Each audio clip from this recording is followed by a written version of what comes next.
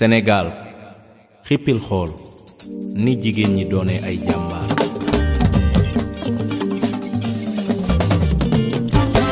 yéen jigéenu réew mi jàngeen jëf ni gàcce ngalaama. Donc, vous pensez que la formation peut vraiment les pousser à avoir le courage vraiment d'accéder aux instances de décision, quelle que soit la situation? Oui, parce que quand tu connais tes droits et devoirs, parce que nous avons les mêmes droits. Il n'y a pas droit de l'homme, droit de la femme. Non, nous avons les mêmes droits. Nous sommes égaux devant la loi. Donc, quand nous connaissons nos droits et devoirs, je pense que nous nous formions. Il faut une formation. Il faut une capacitation. Parce qu'en matière de communication, aussi, il faut savoir parler. En matière de leadership, pour occuper des postes de responsabilité ou bien pour être autonome, il faut un leadership fort. Donc, après ces formations-là, et ensuite qu'on puisse connaître nos droits et devoirs, là, tu sais qu'on n'aura pas peur. Au moins, on pourra dire que ça, ce sont nos droits. On a droit à ça, donc on va le faire. Vous savez que le gâteau est juste sur le plateau, et il suffit juste d'aller le prendre. Et ne pas dire que c'est pour l'homme ou bien c'est pour quelqu'un d'autre. Non. On s'efforce pour y aller prendre le gâteau. Et vous avez inculqué cela aux femmes de Fouladou? Oui. En tout cas, le combat continue. Je ne dirais pas que je l'ai fait à 100%, mais j'essaie de le faire et je continuerai à le faire. Il y a un suivi dans ça? Est-ce qu'il y a un suivi dans ça? Est-ce que, après les formations, vous avez eu vraiment à suivre ces femmes? Est-ce qu'elles ont eu à changer de comportement? Oui, il y a un changement, de comportement. Parce que des fois, maintenant, on essaie même de pousser les femmes à faire des activités au sein de leur quartier, pour qu'au moins qu'on les mette en relation avec la communauté. Donc, est-ce que vous pouvez revenir sur le thème qui a été choisi au Sénégal? Le thème est les femmes et les filles, droit, égalité et autonomisation au cœur de la vision 2050. Les femmes s'engagent et mobilisent les communautés. Oui, je pense que le thème est très important, vu ce qui se passe actuellement, et qui est droit, égalité, autonomisation au cœur de la vision 2050. Les femmes s'engagent et mobilisent la communauté. Vous savez que la femme occupe une place très importante au niveau de la communauté. Donc, il suffit juste qu'elle mette la main sur des choses ou bien des actions et ça avance. Et ensuite, quand on parle de droit, il faut que nous continuions à informer, à sensibiliser les femmes que nous avons les mêmes droits.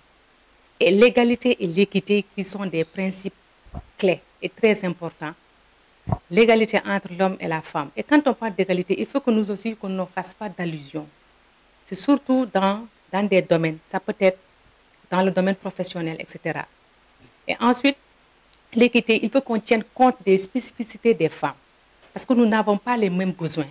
Les besoins spécifiques des femmes peuvent être différents des besoins spécifiques de l'homme. Donc là, au moins, il faut qu'on tienne compte des besoins spécifiques de la femme pour qu'au moins qu'on puisse espérer quelque chose. Par exemple, besoins spécifiques, peut-être la femme, ça dépend. Les femmes du monde rural peuvent avoir besoin des choses que certaines n'ont pas besoin. Par exemple, les activités génératrices de revenus. Comment faire pour que ces femmes-là puissent accéder dans les activités génératrices de revenus? Je vais revenir sur l'autonomisation. Et quand on parle d'autonomisation, il y a trois éléments, trois principes qui sont très importants. Il s'agit des 3 F. Ça peut être la formalisation. Il faut que les femmes puissent avoir leur papier, leurs documents qui montrent qu'elles sont formelles. Elles sont formalisées, formelles. Et ensuite, les groupements et associations, je veux dire par exemple. Et ensuite, le financement. Les femmes doivent être accompagnées. Et enfin, la formation. Donc, voici les 3 F. Formalisation, formation d'abord, qui vient d'abord avant même le financement, parce qu'il faut qu'on te forme dans différents domaines. Ça peut être dans l'entrepreneuriat, ça peut être dans la gestion financière, etc., etc. Donc, il faut que ces 3 F soient partie de ces axes pour qu'on puisse parler d'autonomisation. Hormis cela, il y a aussi 5 éléments qu'on peut dire qui peuvent accélérer l'autonomisation de la femme. Nous avons l'accès aux ressources. Ça peut être à la terre. La manière dont on attribue les terres à la femme est vraiment différente de la manière dont on attribue les terres à l'homme. Et souvent, je peux dire que ce sont des terres qui ne sont pas trop fertiles, qui sont attribuées à la femme, ou bien des terres qui sont minimes, qui ne sont pas vastes.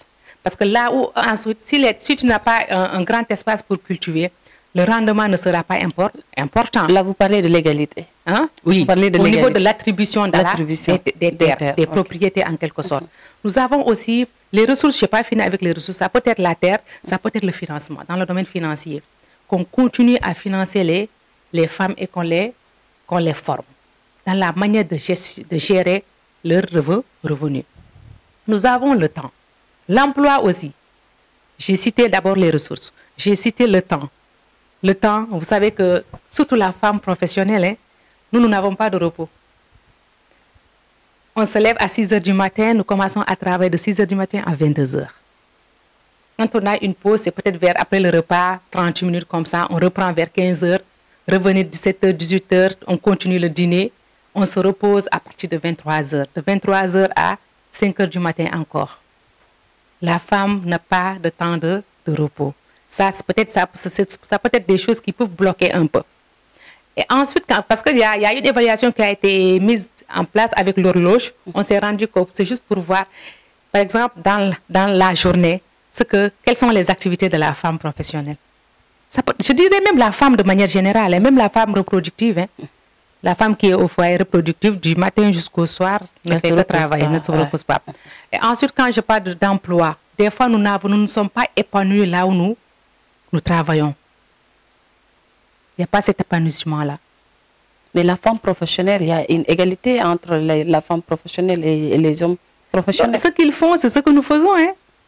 Il n'y a pas de différence là-bas. C'est une femme, donc on lui donne ça, un peu de travail, l'homme. Non. Et là vous gagnez les mêmes choses. Non, là peut-être c'est un peu... Là, le domaine salarial, je ne vais pas y entrer trop, parce que peut-être c'est un peu technique. Okay. On ne pourra pas trop avancer. Nous avons aussi quoi? Les droits. Les droits qui sont bafoués des fois. Les droits qui ne sont pas respectés. Regardez avec la loi de la parité. Nous avons des lois qui sont là, qu'on a eu, par exemple la loi de la parité de 2010, nous avons la CEDAF de 2079, où on lutte contre la discrimination liée au genre. Et la loi pour la parité, c'est juste l'accès des femmes dans les instances électives et semi-électives. Et regardez au niveau des collectivités territoriales, au niveau de la municipalité, des fois, il y a des communes qui ne respectent même pas la loi de la parité, alors que c'est respecté. Maintenant, nous, les femmes, nous devons connaître nos droits et devoirs. Quand il y a non-respect d'une loi, qu'on puisse faire des recours. Mais des fois, c'est un peu compliqué. Hein? Des fois, on veut faire des recours, mais à la limite, on essaie d'accompagner même des gens qui doivent faire des recours. À la limite, ces gens-là décident.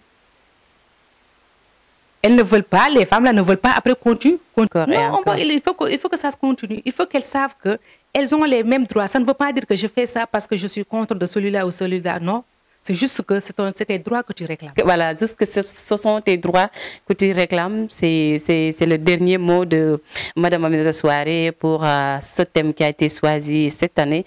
Donc, on va vous laisser dire au revoir aux téléspectateurs qui nous suivent à la Maison du Citoyen de Kolda. Donc, merci beaucoup, Diarry, et à ton équipe.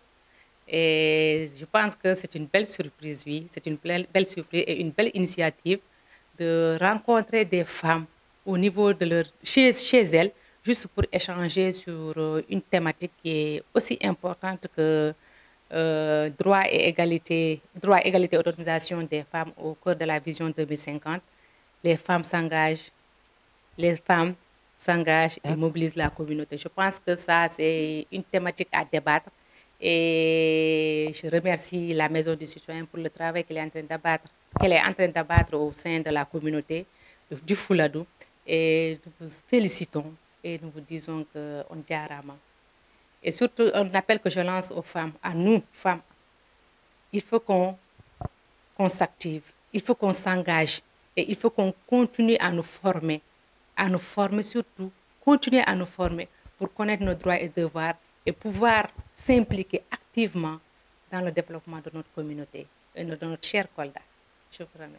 Merci beaucoup, Madame Souaré. Merci aux téléspectateurs de la Maison du Citoyen Kolda. Merci à Hamza Goss, qui est notre caméraman. Merci à l'équipe de l'animation de la Maison du Citoyen.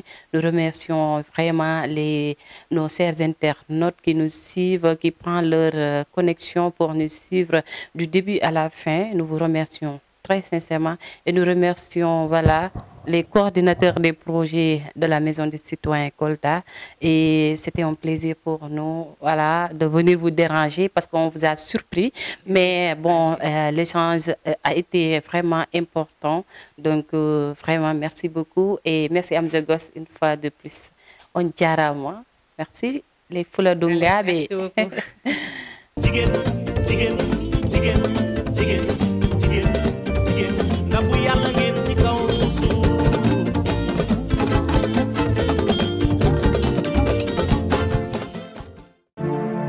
ko jam woni dande amen kono leydi yaari yeeso immini men